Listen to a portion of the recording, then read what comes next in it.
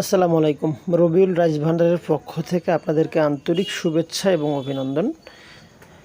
আমাদের ঐতিহ্যবাহী দিনাজপুর জেলার চিরিবন্দর সদরের একটি মাঠের ধান আপনাদেরকে দেখানোর চেষ্টা করতেছি। মাশাআল্লাহ, আমাদের ধানগুলো পেকে গেছে এবং সোনালী কালার, কৃষকের মুখে হাসি। আর যারা অবশ্য শহর বন্দরে থাকেন, এর ফিল্ডটা যে কী সেটা আপনারা বুঝবেন না যদি না প্র্যাকটিক্যাল এভাবে না আসেন।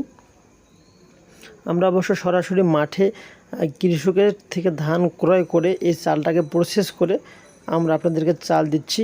অত্যন্ত চমৎকার, একবারে জেনুইন, কোনো কেমিক্যাল এখানে দেয়া থাকে না।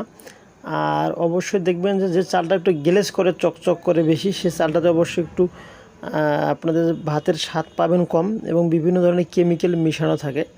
আর আমাদের চালটা যদি একুরেট সেরকম গ্লেজ না থাকে, তারপরও চালের যে প্রোটিনগুলো সেগুলো আপনার পরিপূর্ণ পাবেন। সেটা কথা নয়, কাজে প্রমাণ। যখন আপনার ভাত খাবেন, বুঝবেন, তখনই বিষয়টা ক্লিয়ার হতে পারবেন। কারণ কথায় আছে, চকচক করলে কিন্তু শোনা হয় না।